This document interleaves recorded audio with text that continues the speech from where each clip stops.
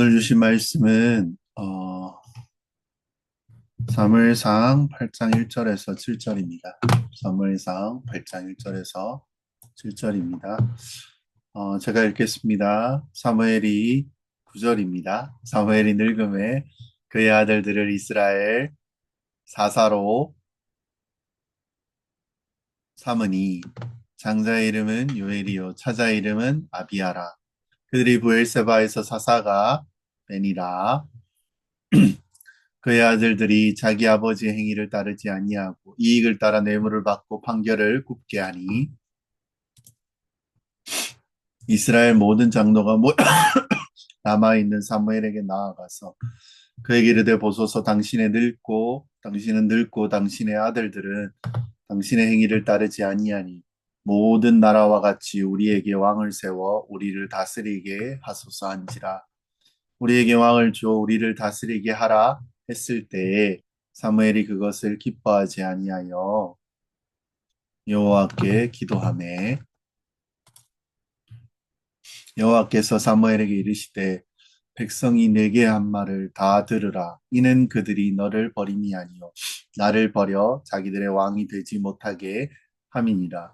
내가 그들을 애굽에서 인도하여 낸 날부터 오늘까지 그들이 모든 행사로 나를 버리고 다른 신들을 섬김같이 내게도 그리하는도다. 그러므로 그들의 말을 듣되 너는 그들에게 엄히 경고하고 그들을 다스릴 왕의 제도를 가르치라. 아멘.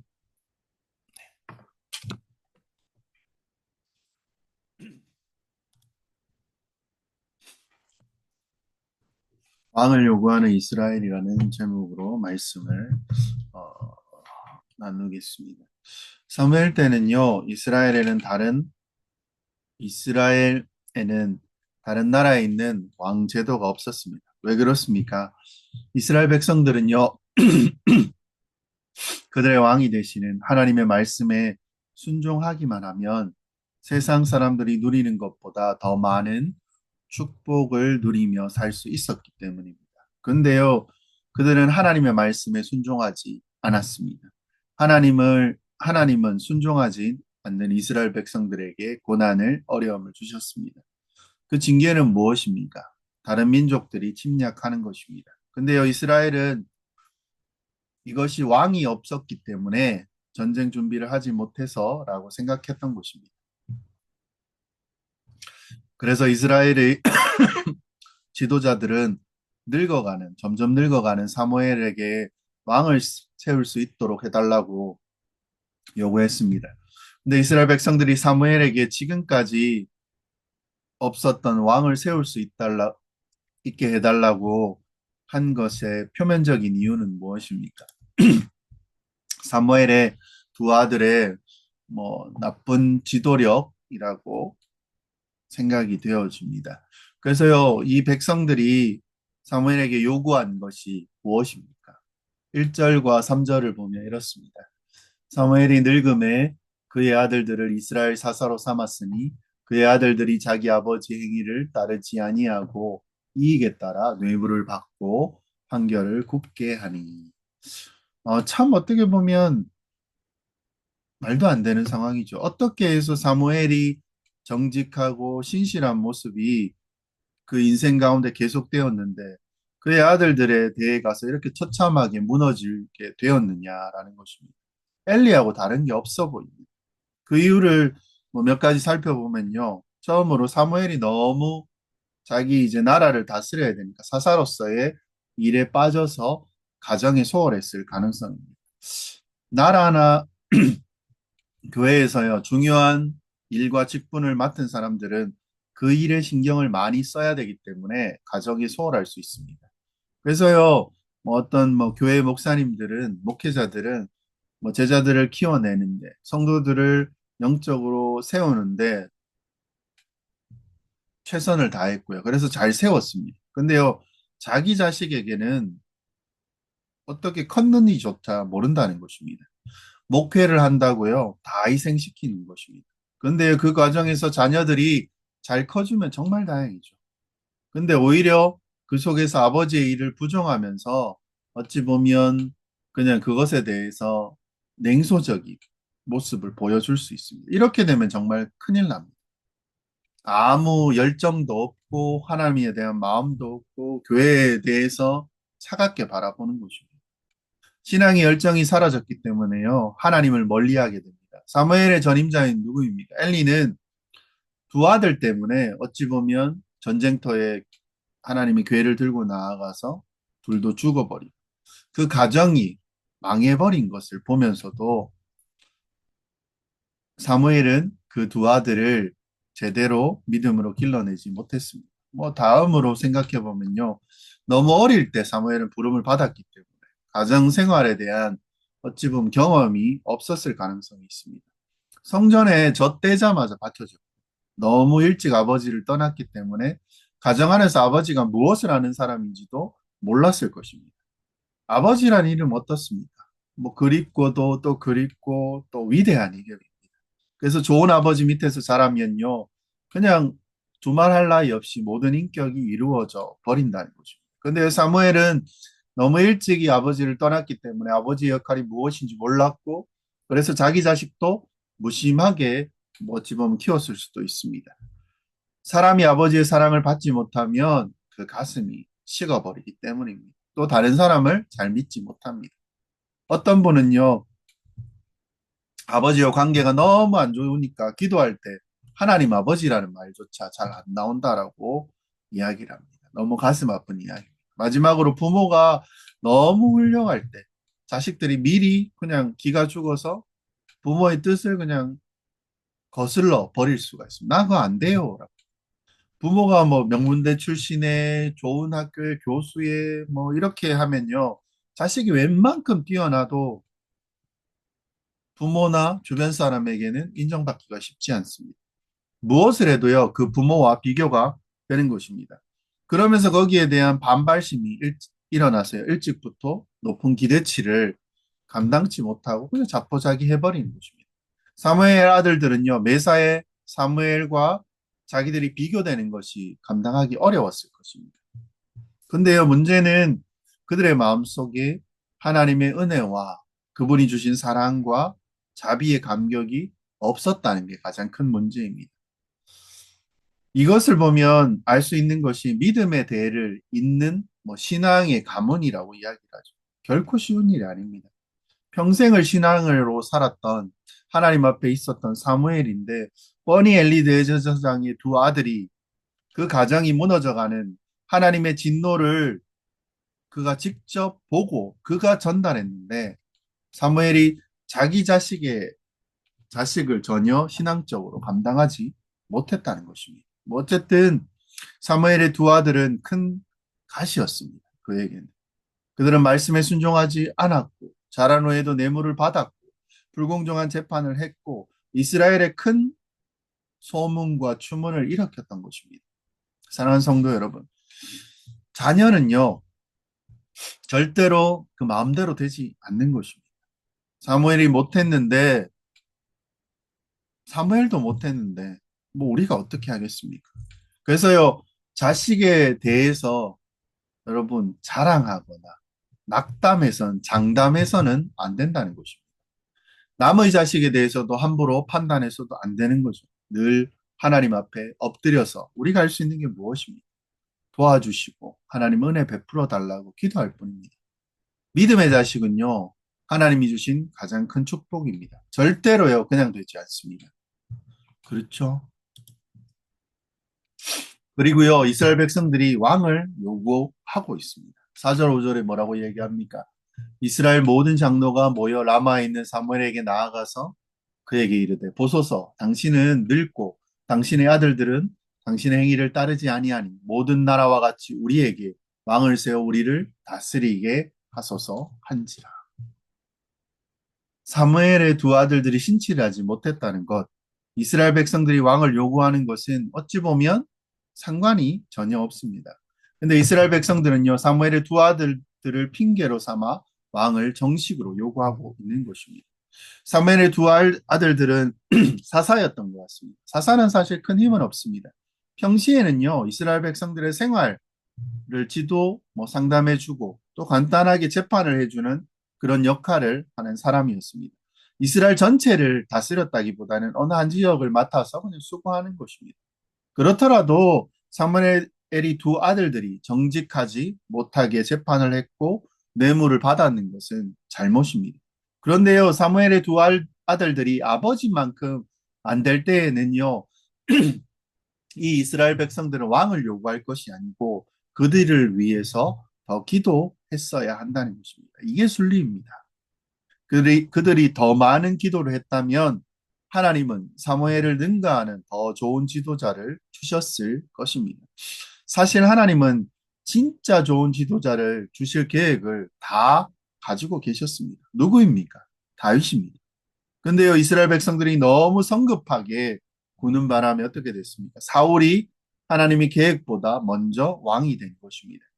이스라엘이 왕을 요구한 것은 사실 하나님에 대한 반역입니다.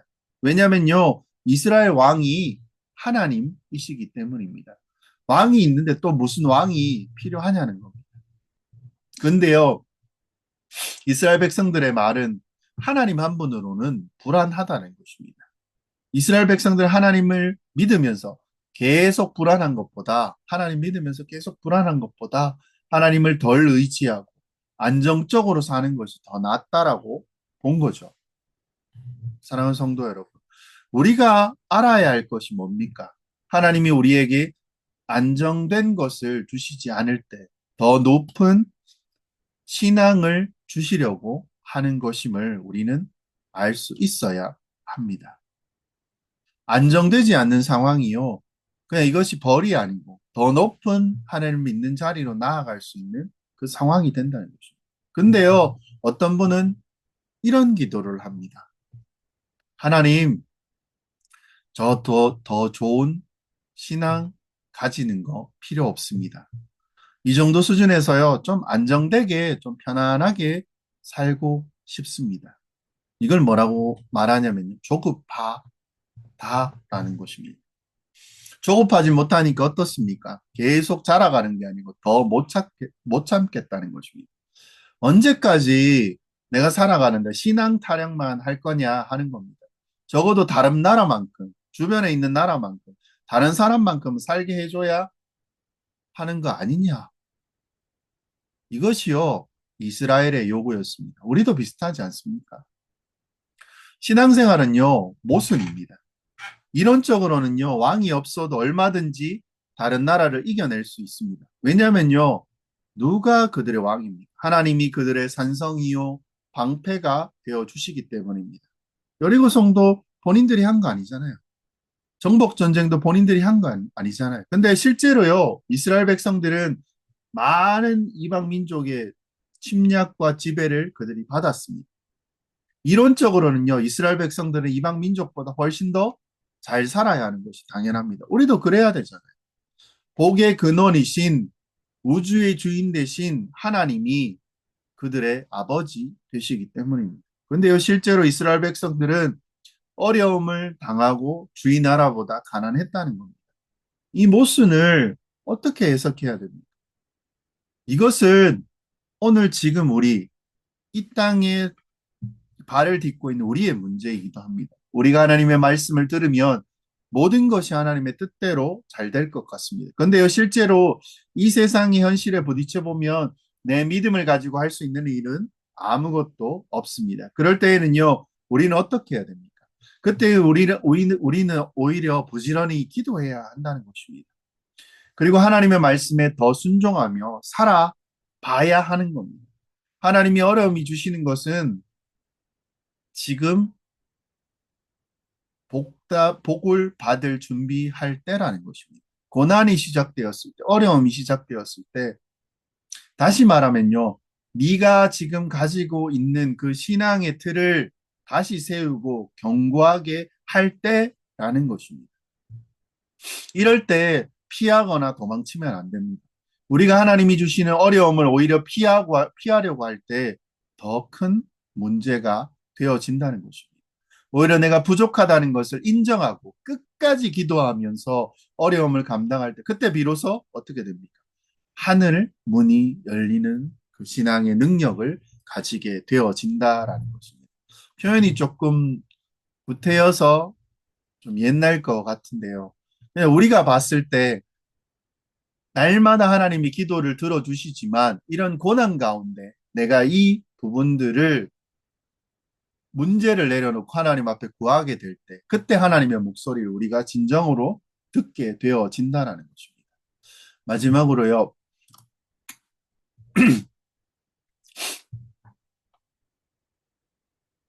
네, 그죠. 마지막으로 하나님께서는 이스라엘의 이 요구를 어떻습니까? 아니라는 거 아시지만 들어주시는 것을 보게 된다는 것입니다. 7절 8절을 보면 어떻습니까? 여호와께서 사무엘에게 이르시되 백성에게 내게 한 말을 다 들으라. 이는 그들이 너를 버림이 아니요 나를 버려 자기들의 왕이 되지 못하게 함이라. 내가 그들을 애굽에서 인도하여 낸 날부터 오늘까지 그들이 모든 행사로 나를 버리고 다른 신들을 섬긴 같이 내게도 그리 하는도다. 네. 하나님께서는요, 요구를 들어주십니다. 하나님은 이 불안한 현실을 통해서 하나님을 더 의지하고 더 온전한 신앙을 갖기를 원하셨다는 것입니다. 그런데 이런 상황이 계속되면서 이스라엘 백성들이 어떻게 견디겠냐는 겁니다. 그들이.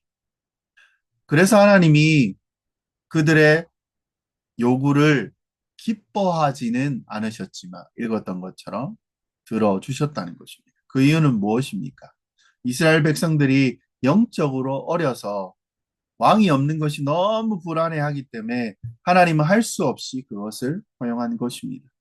우리는 하나님이 허락하셨다고 다 하나님이 기뻐하시는 것이 아니라는 것을 또 생각하고 알아야 합니다. 우리는 기도할 때 이것이 내 수준에서 하나님의 뜻이라고 생각하고 기도하는 것이지 그것이 절대적인 하나님의 뜻이라고 생각해서는 안 되는 것입니다. 왜 그렇습니까? 우리는 하나님의 뜻을 알 수 없습니다. 그 뜻은요, 우리의 생각이 도저히 미칠 수 없는 곳에 있기 때문입니다. 하나님은 왕을 안 주시려고 하는 것이 아니라 왕을 낼 때를 준비하셨다는 것입니다. 유다 지파에게 뭐라고 얘기합니까? 하나님께서 왕을 내실 거라고 이미 그 뜻 가운데 말씀을 하셨던 겁니다. 하나님이 때를 늦추신 이유가 무엇입니까? 왕 제도는요, 사실 이스라엘 백성들이 감당하기가 쉽지 않습니다. 이방, 어찌 보면 그들이 이방이죠. 정복해 오면서 뭔가 이제 챙기고 안정되기 전이라는 거죠. 비용이 엄청 들어갑니다. 왕을 세우고 그 권위를 유지하는데 필요한 모든 비용을요, 그들이 감당해야 하는 것입니다. 더 어려운 것은요, 왕은 막강한 영향력을 갖게 되는 것이기 때문에 그 왕이 하나님의 뜻에 잘 순종하면 좋은데, 만일 하나님의 뜻에 대적하게 되면 온 나라가 그 왕이 죽을 때까지 잘못된 통치와 명령에 따라갈 수밖에 없다라는 것입니다. 뭐 계엄 같은 경우에도 그렇습니다. 움직이지 않아야 되지만 누군가 그것을 명령하는 체계 가운데서 많은 사람들이 움직이고 분란이 일어나게 되고 혼란이 오게 된다는 것입니다. 근데요, 이스라엘 백성들은 어땠습니까? 신앙의 문제는 언제든지 해결할 수 있으니 그것보다는 정치적인 문제가 먼저라고 세웠다는 것입니다. 하나님의 방향성은 무엇이었습니까? 하나님이 이스라엘 백성들을 그 신앙을 견고하게 만든 후에 왕을 세우는 정치적인 문제를 해결하려고 했다라는 것입니다. 뭐 종교와 이제 정치가 일단은 국가가 분리가 되어 있습니다. 근데요, 먼저 신앙이 바로 선 자가 그 일들을 행하면 더 낫다라는 것은 당연하죠. 우리는 어떤 존재입니까? 예수를 믿고 변화되어 새 사람이 되어 완전히 변화된 존재입니다. 근데요, 성숙되었다라고 생각하십니까? 스스로 자기를 볼 때. 우리의 생각과 방향성 가운데 세상적인 야망이 넘치고요. 수단과 방법들이 막 살아 있습니다. 뭔가 좀 문제가 생기면요, 잔머리가 계속 돌아간다는 것입니다. 근데 우리가 답답한 것은 무엇입니까? 하나님 우리를 붙들어 놓고 세상에 살 길을 잘 열어주시지 않는다는 것입니다. 그때 우리는 하나님의 사랑을 의심합니다. 하나님만 믿었다가는 제대로 한번 해보지도 못하고 그냥 이렇게 그냥 평범한 것도 아니고 불쌍하게 살고 끝날 것이라고 생각한다는 것입니다. 마음속에 갈등이 생깁니다. 어찌 보면요, 바보 같은 하나님만 보고 살아야 하는지 아니면요, 우리는 생각합니다. 더 늦기 전에 세상적인 방법으로 돌아가야 하는지 항상 갈등하잖아요. 어떤 문제가 오면. 그런데 우리는 끝까지 하나님의 신실하심을 붙잡아야 합니다. 사무엘이 이스라엘 백성들을 설득하려고 한 것은 쉽지는 않았습니다. 근데요, 그 말씀을 한번 믿어보자는 겁니다. 근데 이스라엘은 사무엘의 말을 듣지 않고 거부합니다. 사무엘 사사잖아요. 당신은 그렇게 살 수 있을지 모릅니다. 우리는요, 근데 그렇게 살지 못합니다. 더 못 기다리겠습니다. 우리도 좀 살아야죠. 이 두려움 가운데 어떻게 삽니까? 결국 하나님은요, 이 요구를 들어주십니다. 근데요, 기쁜 마음이 아니셨다라는 것을 당연히 알죠. 이 시대로 가져오면 뭐라고 어떤 내용입니까? 로마서 12장 2절에 이렇게 이야기합니다. 너희는 이 세대를 본받지 말고 오직 마음을 새롭게 함으로 변화를 받아 하나님의 선하시고 기뻐하시고 온전하신 뜻이 무엇인지 분별하도록 하라 라고 했습니다. 우리는요, 하나님 앞에 죄만 안 지으면 된다는 식으로 생각해서는 안 되죠. 좀 더 최선의 하나님의 뜻을 찾고 기다려야 한다는 것입니다. 우리가 하나님을 기다리는 것이 시간 낭비일까요? 아니잖아요. 이스라엘이 믿음을 가지고 기다렸더라면 다윗이라는 정말 훌륭한 왕을 바로 만날 수 있었을 것입니다. 근데 기다리지 못했기 때문에 사울이라는 대타가 기용되었던 것입니다. 그는 잠깐 잘하고 괜찮은 것처럼 보였지만 다윗에 대해서 그 사위에 대해서 비교하게 되고 열등감에 사로잡혀서 질투하게 되었다는 것입니다. 그로 인해서요, 이스라엘은 정말 말로 다 알 수 없는 극심한 불행에 빠져 들어가게 됩니다.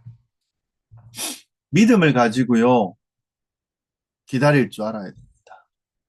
사람이 감당할 시험 밖에는 너희가 당할 것이 없나니 오직 하나님은 미쁘사 너희가 감당하지 못할 시험 당할을 허락하지 아니하시고 시험 당할 쯤에 또한 피할 길을 내사 너희로 능히 감당하게 하시느니라.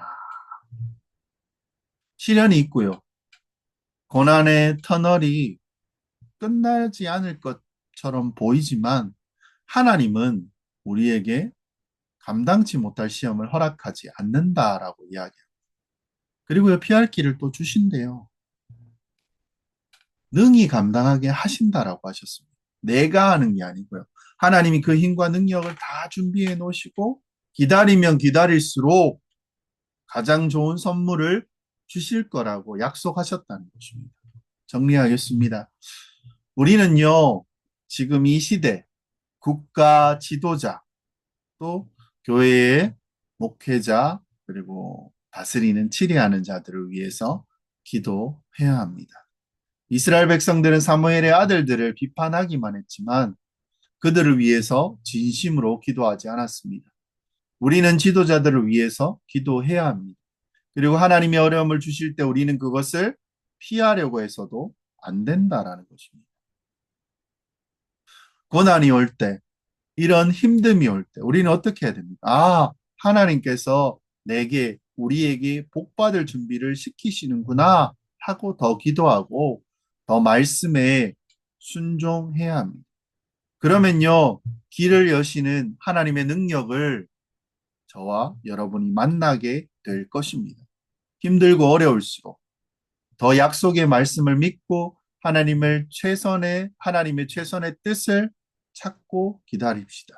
다 주셨잖아요. 예수님 다 주셨잖아요.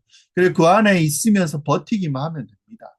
성령을 통해서 오늘도 우리에게 힘과 능력을 주시고 더 좋은 것을 주시기 위해서 최선을 다하는 하나님을, 그 아버지를 우리는 기다려 봅시다. 소망 중에요, 참고 기다리는 성도가 가장 귀한 선물을 받게 된다는 것입니다. 죽을 때까지 우리의 믿음은요, 날마다 점검되어져야 합니다. 옛날에 내가 믿음이 좋았는데 지금은 좀 별로지. 이 정도면 안 괜찮아? 옛날에 괜찮아. 그런 거 없다라는 것입니다. 날마다 싸우고요. 과거에 아무리 대단한 무용담이 있을지라도 현재가 중요한 것입니다. 예수님이요, 지금도 우리를 기다리시고 또 얼마나 기대하시고 또 그분을 닮아갈 것을 소망하며 지금도 능력을 주시는지, 그리고 힘을 주시는지, 그리고 그 가운데서 우리가 해야 될 것이 무엇입니까? 기도하면서 기다리는 것입니다. 하지만 우리의 삶은요, 또 하루하루 최선을 다해서 또 살아가는 것입니다. 그리스도를 드러내고, 그리고 예수님으로 살아가는, 또 3일이 또 지나고 또 주일까지 그리스도로 살아가는 여러분이 되시기를 주의 이름으로 소망합니다. 기도하겠습니다. 하나님 감사합니다. 또 3일 또 예배 가운데 하나님 앞에 나아와 주님의 뜻을 기대하며 소망하며 나아갑니다. 하나님, 주의 말씀이 우리를 이끌어 오셨고 그 말씀이 우리의 날마다 날마다의 그 걸음과 때의 그 족적이 되어짐을 하나님 깨닫고 알아가는 저희 되게 하여 주시옵소서. 3일 가운데 하나님께서 우리가 하나님의 뜻에 더 합당한 그 간구와 기도와 불평치 않으며 또 기대하는 그 마음을 하나님 알게 하여 주시고, 아버지 하나님 대신 그 사랑과 은혜를 더 경험하고 기대하는 저희 모든 성도들 주님 되게 하여 주시옵소서. 오늘도 우리를 이끄시고 인도하신 그 걸음 가운데 오늘도 나아갑니다. 하나님 더 사랑하게 하시고 더 그리스도로 살아가는 모든 성도들 공동체 주님 되게 하여 주시옵소서. 오늘도 주님 의지하고 또 목금토 살아가게 하시고 또 주일 가운데 주님과 만나 기쁨으로 또 하나님께 예배하며 안식하는 그런 시간들을 갈 것을 하나님 알며 기대하며 나아갑니다. 하나님 함께하여 주시고 오늘도 성령을 통하여 예수 그리스도를 통하여 그 능력으로 오늘도 더 주님 앞에 또 세워져 갑니다. 모든 은혜와 모든 뜻 감사하며 주님께 의지합니다. 이 모든 말씀 우리 주 예수 그리스도 이름으로 기도합니다. 아멘. 축도합니다. 지금은 우리 주 예수 그리스도의 그 크신 은혜와 아버지 하나님의 말로 닿을 수 없는 사랑하심과 성령의 감화 감동 교통하심이 오늘 가운데, 그리고 이 3일 예배 가운데 또 하나님 앞에 기다리며 그 뜻을 구하며 하나님을 의지하기로 다짐하는 주의 모든 성도들 그 머리 위에, 그리고 교회 위에 이제로부터 영원까지 함께 있을지어다. 아멘. 감사합니다. 3일 예배 마쳤습니다.